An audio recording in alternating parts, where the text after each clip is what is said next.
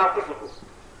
और ये तुम्हारी आंखें नहीं देख सकती, तुम्हारी आंखों में ताकत नहीं है, तो उन आंखों को अपनी आंखों में बसा लो। अगर तुम्हारे प्राण उन जगदम्बा भगवान के साक्षात विग्रह के दर्शन नहीं कर सकते तो अपने गुरु के प्राणों को अपने अंदर बसा लो, क्योंकि वह उन प्राणों को झेल चुका है, वो अपने प्राणों से उसको देख चुका है, वो अपने नेत्रों से उस जागृत स्वरूप को भी आत्मसात कर चुका है और हमें करना है। हमारी आंखों में ताकत है, उनकी आंखों के माध्यम से हम कर सकते हैं। और इसीलिए जीवन का, चाहे सन्यासी हो, चाहे ज्ञानी हो, चाहे योगी हो, चाहे भौतिक जीव हो, यह सीधा सरल रास्ता है जो कि ज्ञान का रास्ता है। यह कोई कठिन क्रिया नहीं है और यह कोई पेचीदगी भी नहीं है। यह सीधा लेन और देन का हिसाब है। मैं जीवन में अपने शिष्यों को अपने जीवन में उतार सकूं और सब कुछ दे सकूं। गुरु का एक कर्तव्य धर्म है, क्योंकि मेरी कर्तव्य है कि मैं तुम्हें उस जगह पहुंचा सकूं जो ज्ञान के माध्यम से तुम जहां पहुंचना चाहते हो। और वहां पहुंचने के लिए तब हो सकेगा जब तुम्हारी सारी इच्छाएं पूर्ण होंगी। अपूर्ण इच्छाओं वाला भगवान दर्शन नहीं कर सकता, उसका मोक्ष भी नहीं हो सकता। मोक्ष तभी हो सकता है जब पूर्ण इच्छाएं पूर्ण होती हैं। और यदि आपने देखा होगा तो उत्तर भारत में जितने भी मंदिर के पुजारी हैं उनके बारे में लिखा हुआ है कि पूर्ण ब्रह्मचारी हो वो मंदिर की पूजा करे। और दक्षिण भारत में नियम है कि शादीशुदा हो और पुत्र हो गया हो तो पुजारी बन सकता है। वो कह रहे हैं कि ऐसा व्यक्ति लंपट नहीं हो सकता, व्यभिचारी नहीं हो सकता, क्योंकि वो देख चुका है, भोग चुका है। और वो जो ब्रह्मचारी होगा उसने अभी स्त्री का भोग किया नहीं, स्त्री को देखा नहीं, तो वो कोई भी स्त्री आएगा दर्शन करने के लिए तो उसकी आंखें वास्तविक तो बन सकती हैं। इसलिए उस जीवन के उस क्रियात्मक पक्ष में जब तुम प्रभु के दर्शन तब हो सकेंगे जब तुम्हारी सारी इच्छाएं पूर्ण हो सकेंगी। और इसलिए वे इच्छाएं अगर तुम्हारी पूर्ण नहीं हो पा रही है, रोग नहीं दूर हो रहा है, या पुत्र नहीं हो रहा है, या पुत्र आज्ञाकारी नहीं है, या धन नहीं है, या यश नहीं है, या वैभव नहीं है, या जो जीवन में तुम्हारी न्यूनता है वह पूर्ण हो सकती है गुरु के माध्यम से। जो गुरु अपने जीवन में उन सारे क्षेत्रों को पूर्णता का देख चुका है। हाँ, अगर गुरु में खुद ही मरा हुआ टिंगल हो, बिल्कुल धक्का दे नीचे गिरे तो खुद ही नीचे मर रहा हो तो दूसरे को क्या स्वस्थ कर सकेगा?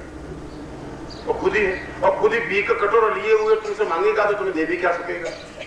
जब गुरु खुद पूर्ण नहीं है, गुरु को देखने से मालूम पड़ जाएगा गुरु में कुछ ताकत, क्षमता, पौरुष, साहस, शक्ति, सामर्थ्य है कि नहीं है, और कितने रूप हैं। गुरु एक रूप में नहीं होता, हर बार देखते तो हर एक नवीन रूप दिखाई देता है। वह गुरु कृष्ण को एक रूप में दिखाई नहीं दिया, अर्जुन बिल्कुल दूसरे रूप में देख रहा था। अर्जुन को पूछे भी कृष्ण कैसे होते हैं या कृष्ण कैसे होते हैं? बहुत ताकतवान, क्षमतावान, शुद्ध संस्कृत बोलने वाले, उत्तम। और यही प्रश्न मैं करूं राधा से कि कृष्ण कैसे हैं? बहुत मोह, बहुत सुंदर, आंखों में उतरने लायक, अगर पास बिठाने लायक। राधा भी और बात कह रही है, अर्जुन बिल्कुल कुछ और बात कह रहा है। और भीष्म को पूछे कि कृष्ण कैसे हैं? बहुत ज्ञानी, योगी, विद्वान, प्रणाम करने लायक। और दुर्योधन को पूछे कृष्ण कैसे हैं? बहुत बदमाश, बहुत दुष्ट। कृष्ण एक है, चार रूप में तुम्हें बता दिए, 400 रूप है, और गुरु के भी कई रूप अलग अलग रूपों में। पत्नी को पूछेंगे वो पूर्ण पति, कहीं कोई कमी नहीं है। और पुत्र को पूछे तो कहेंगे पूर्ण पिता है, और शिष्य को पूछे तो पूर्ण गुरु है। और जिसको पूछे अलग अलग रूप में अलग अलग व्यक्ति दिखाई दे रहे हैं, गुरु एक ही है। तुम किस रूप में उसको दिखाई देखना चाहते हो? जिस रूप में देखना चाहते हो उस रूप में पूर्ण ही है, कमी नहीं है। और योद्धा के रूप में देखना चाहते हो तो मैं तुमसे लड़ाई करने को, जूझने के लिए तैयार हूं, उसमें भी कमी नहीं आ सकती। तुमसे मैं नीचे नहीं गिरूंगा, ये गारंटी है तुम सबसे, ये चैलेंज है।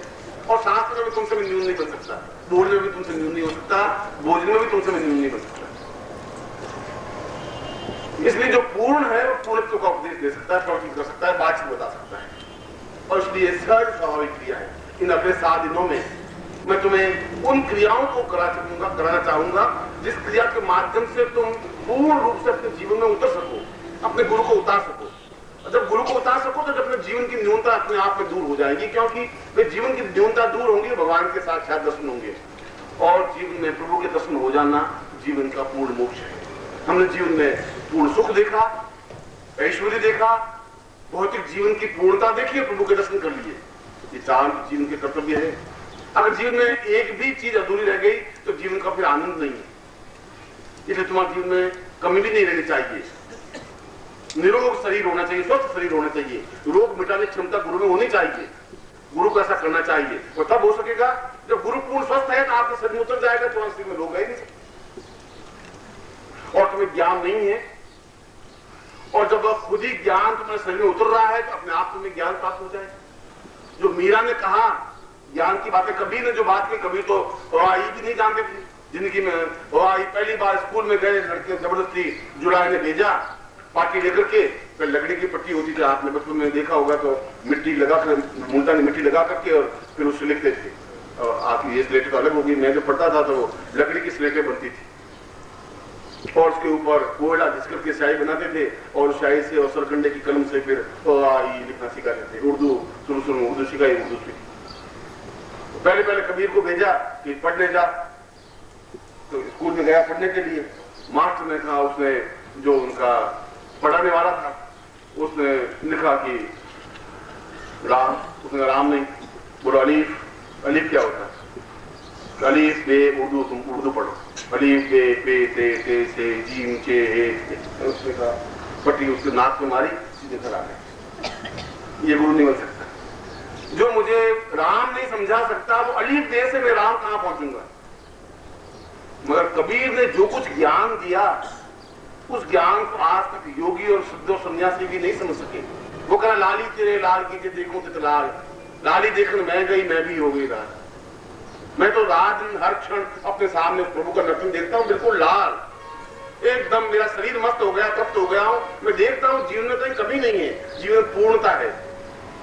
उस आनंद की उपलब्धि, उस आनंद को, और आनंद एक ऐसी चीज है वो देखने की वस्तु नहीं है, अनुभव करने की वस्तु है। प्रेम को देखा नहीं जा सकता, कोई ऐसा चीज नहीं है कि ये प्रेम है, इसको नहीं कह सकते।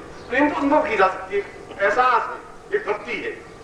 आनंद भी एक तृप्ति है और वह आनंद तब हो सकता है जब मैं भी हो गई लाल, जब तुम खुद पूरे गुरुमय हो सकोगे। और गुरुमय कैसे हो सकते हैं, कैसी क्रिया है? हम पूर्ण गुरुमय हो सके, गुरु को अपने अंदर कैसे समाहित कर सकेंगे, मैं आज शाम के प्रवचन में आपको उस क्रिया को भी स्पष्ट करूंगा।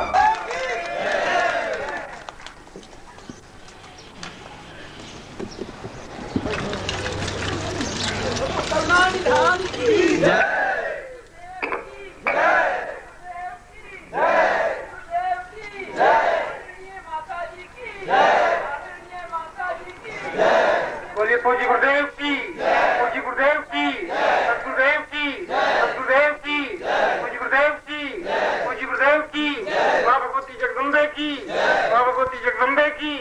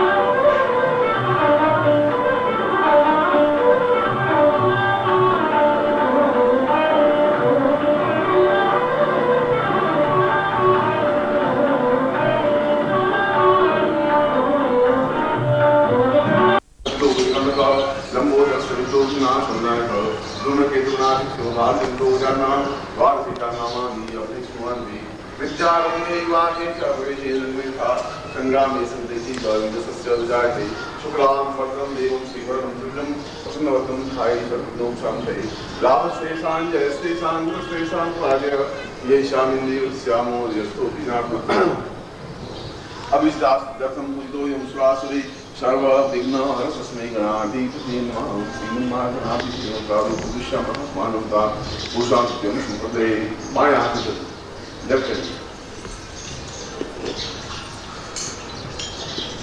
बधाई ओम पवित्र पवित्रो वा सभावस्थान वा यश बड़े पुंडरी एकाक्षी स्वाह्याभ्यम तम स्त्री पुंडरी एकाक्षाय नमः। बधाई नाथ मुझे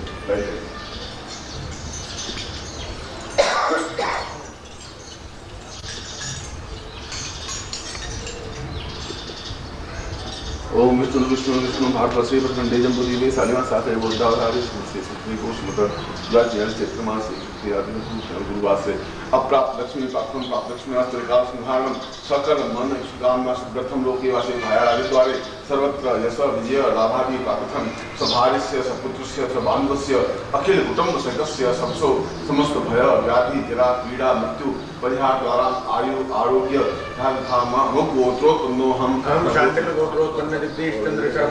अपना नाम बोलिए। त्वाम शिष्यत्वं धारयामि मम प्राण चक्षु श्रोत्र घ्राण जिह्वा देह रोम प्रतिरोम त्वाम चरणे समर्पयामि।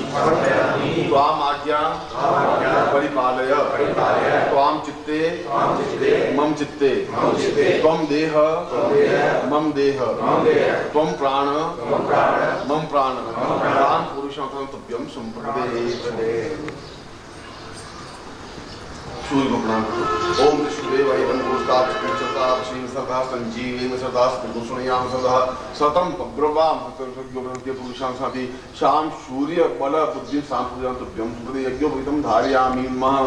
अब यज्ञोपवीत को खोल करके ऊपर उठाइए।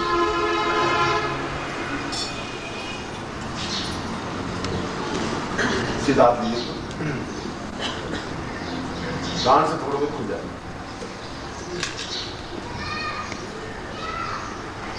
बल बुद्धि साहस तेजस्विता प्राप्ता नित्यम सूर्यम चक्षुदय वैदम पुरुषाचुकम चता पशेन सदा संजीवेन सदा स्मृतुस्नेहा सदा सतम ब्रह्मा यज्ञोपवीतम परमं पवित्रं प्रताप तेजस सैदम पुरुषात् आयुषं ब्रह्म कुमुचुब्रह्म यज्ञोपवीतम परमस्कृत्य यज्ञस्थान तिनो पधीयामि तम पुरुषं यज्ञोपवीतम पधीयामि। गले में पहने लो और फिर बाएं हाथ में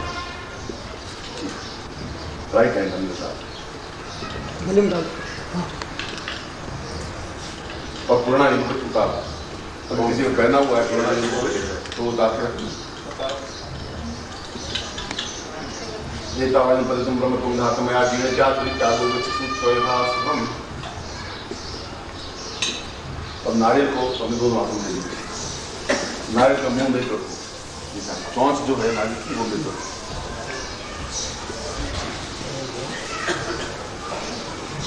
ओम संपूजन मालादि ब्राह्मणा सीधे बैठे।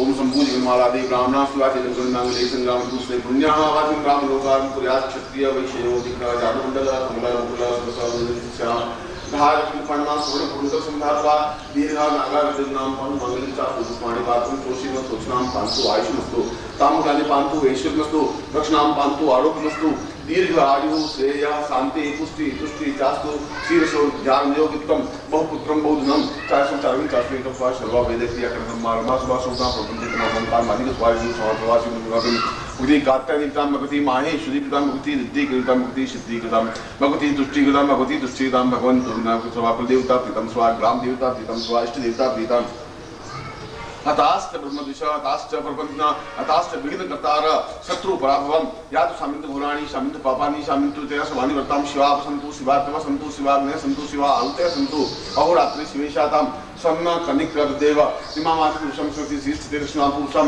लक्ष्मीदां पुरुषां धास्मानं श्रीस्थिते लक्ष्मी स्वप्न्यां अहोरात्रे पार्श्वे नक्षत्राणि रूपनुगातम्मा कृष्णं निखाणां निखाण सर्वलोक निखाण मां पुरुषं धास्मानं सब दीर्घायुत्वां सां पुरुषं धास्मानं सब चैतन्यं सात्वा अथास्मानं सब वितेसा पुरुषां धास्मानं महा पूर्ण सुख सौभाग्य विनाशं प्राप्तान्वितम् नित्य स्वानंदांति नाथ सीमारित्वां ग्रहे मम शिष्यतांति पुरुषा मम गुरु प्राणस्तेतां जगता निमित्तं शिष्यत्व सर्व सिद्धि पदायि सिद्धासं प्राप्ता निमित्तं सदभ्यं संपर्पदे।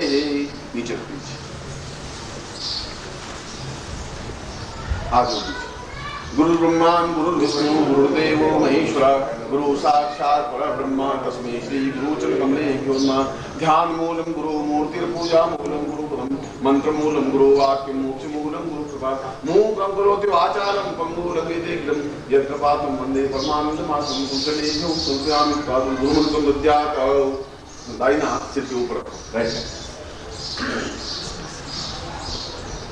बायां हाथ बक्षस्थल पर।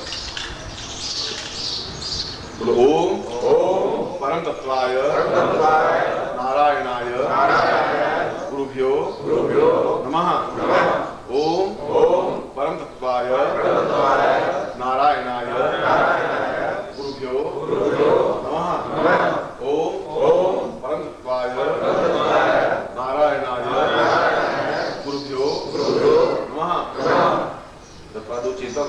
ओम ह्रीं मम प्राण देह रोम प्रतिलोम चैतन्य जागृय ह्रीं ओम नमः। ओम भूर्भुवः स्वः तत्सवितुर्वरेण्यं भर्गो देवस्य धीमहि धियो यो नः प्रचोदयात्। पुरुषमदास्मान मम समस्त श्रेणा सुख सौभाग्यनाम पुरुषम आशीर्वाद पठेत। अब दोनों हाथों को उठा दीजिए।